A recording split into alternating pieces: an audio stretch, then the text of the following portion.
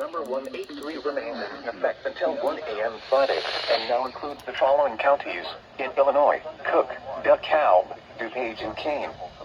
Remember, a severe thunderstorm watch means the conditions are favorable for the development of severe weather, including large hail and damaging winds in and close to the watch area. While severe weather may not be imminent, persons should remain alert for rapidly changing weather conditions and listen for later statements and possible warnings. Stay tuned to NOAA weather radio, commercial radio and television outlets, or internet sources for the latest severe weather information.